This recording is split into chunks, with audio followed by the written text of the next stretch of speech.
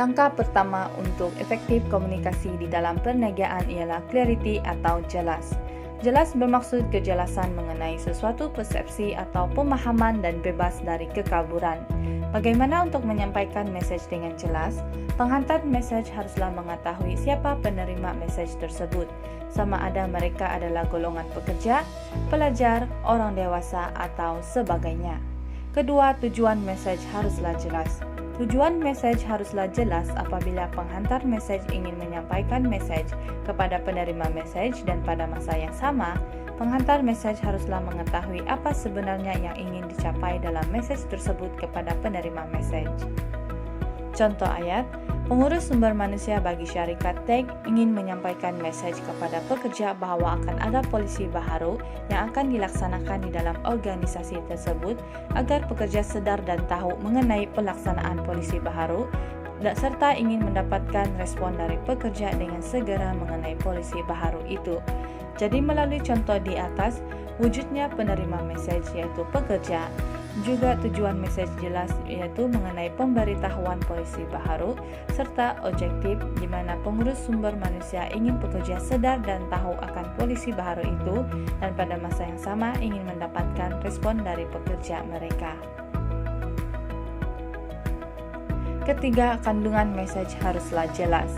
Elakkan dari menggunakan perkataan jargon. Perkataan jargon bermaksud bahasa khusus yang digunakan dalam bidang tertentu. Contoh perkataan jargon ialah awal, start, cash, dan sebagainya. Sebaliknya, gunakan perkataan yang mudah dan hanya fokus kepada isi utama sahaja.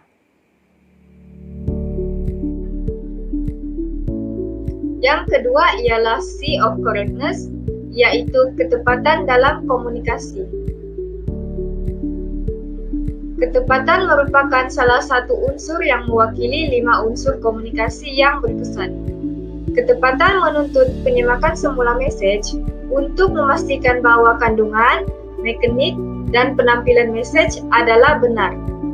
Ketepatan bermaksud perincian mesej adalah tepat. Perincian melibatkan bukan sahaja kandungan mesej, tetapi juga penampilan mesej. Sentiasa pastikan mesej yang Anda sampaikan adalah betul berdasarkan ilmu pengetahuan Anda. Penerima Anda meluangkan masa yang sangat berharga dalam mendengar atau membaca mesej Anda kerana mereka merasakan bahwa mesej yang Anda sampaikan boleh dipercayai dan jika mereka mendapati sebaliknya, Anda akan kehilangan kredibiliti Anda.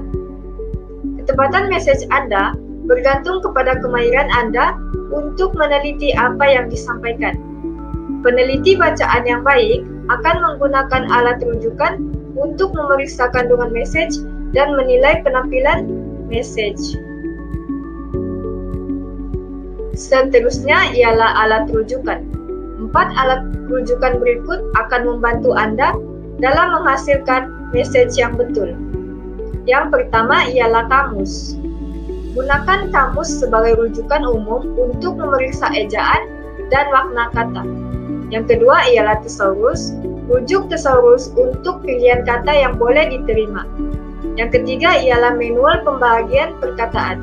Pastikan penggunaan titik pembahagian perkataan yang sesuai dalam manual pembahagian perkataan. Dan yang terakhir ialah panduan format. Rujuk panduan format untuk susun atur mesej yang boleh diterima.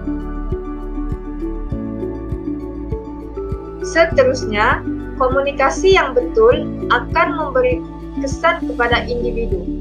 Ini kerana menghantar mesej yang betul mampu membina kredibiliti Anda. Di tempat kerja, reputasi ketepatan meningkatkan kecekapan Anda dan membantu Anda membina kerjaya yang berjaya. Untuk memastikan kebenaran mesej yang ditulis, penyampai perlu sahkan ejaan, pilih kata dan frasa yang betul, pilih tanda baca yang sesuai, periksa nama, tempat, tarikh, masa dan jumlah, dan nilai penampilan mesej.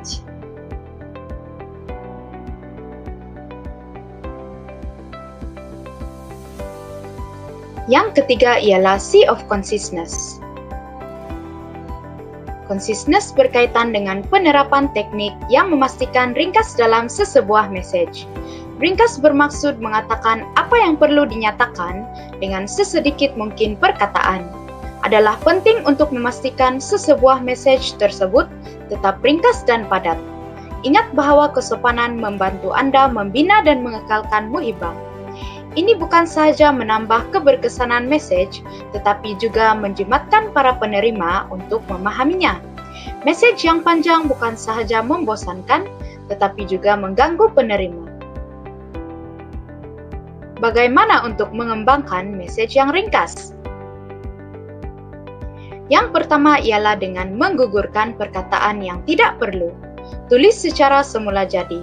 Gunakan nada perbualan. Tulis seolah-olah kita berkomunikasi secara bersemuka.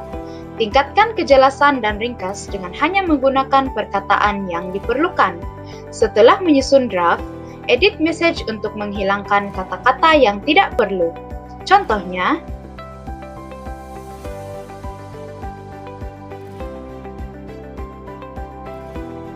yang kedua ialah pilih perkataan, kata kerja, dan kata yang cekap.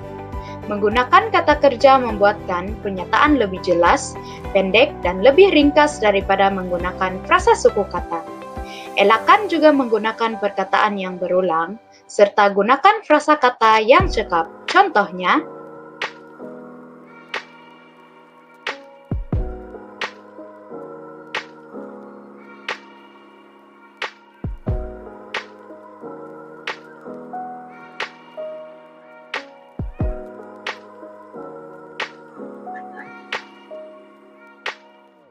yang ketiga ialah karang message dalam suara aktif.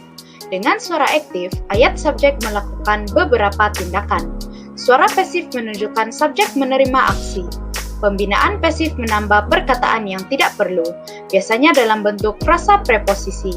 Mengubah dari suara pasif menjadi aktif menjadikan message lebih ringkas. Namun begitu, pilih suara pasif ketika Anda ingin mengelakkan daripada menyalahkan seseorang. Dalam keadaan negatif, suara pasif terdengar lebih diplomatik dan bijaksana daripada suara aktif. Contohnya,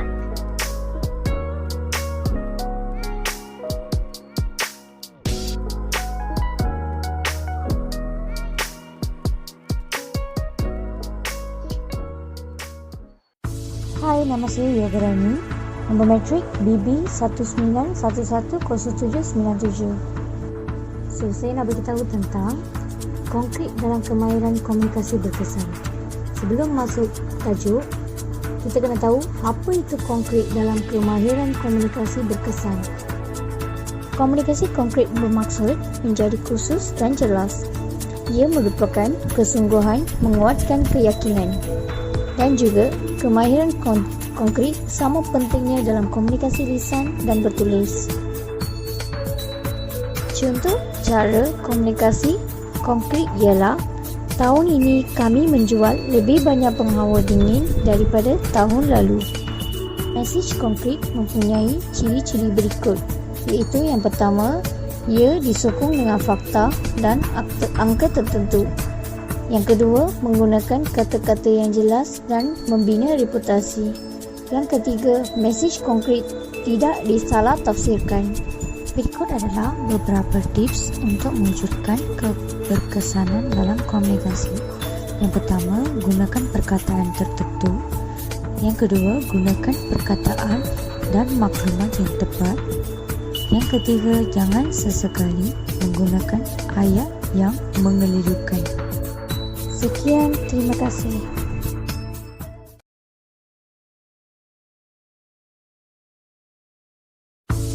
Saya Yuwacarani Anbarasan, nombor metrik BB19110840. Hari ini saya akan menerangkan tentang salah satu elemen kemahiran berkomunikasi berkesan, iaitu komunikasi kelengkapan. Apakah itu komunikasi kelengkapan? Komunikasi kelengkapan bermaksud komunikasi mesti lengkap sebab ia harus menyampaikan semua fakta yang diperlukan oleh penonton. Pengirim mesej mesti mengambil kira pemikiran penerima dan menyampaikan dengan sewajarnya. Ciri-ciri Komunikasi kelengkapan adalah komunikasi lengkap akan mengembangkan dan meningkatkan reputasi organisasi. Kedua adalah tiada maklumat penting yang hilang dan tiada biaya tambahan yang timbul untuk menyampaikan pesan tambahan jika komunikasi selesai. Ketiga adalah ia akan memberikan maklumat tambahan di mana sahaja diperlukan. Dan terakhir adalah ia juga membantu dalam membuat keputusan yang lebih baik oleh pembaca atau penerima mesej kerana mereka mendapat semua maklumat yang diinginkan dan juga yang penting. Sebagai contoh, sekiranya anda mahu pelanggan anda untuk menempat penginapan hotel untuk anda, kita harus memberikan maklumat asas dahulunya, seperti apa keperluan anda, di mana anda menginginkannya, bila anda menginginkannya dan bagaimana anda akan membayarnya, dan lain-lain. Kesimpulannya, kelengkapan menyediakan komunikasi dengan semua maklumat dan menjawab semua soalan yang mungkin diajukan atau mungkin tidak diajukan dan menjimatkan masa dan sumber untuk sebahagian besar. Sekian, terima kasih.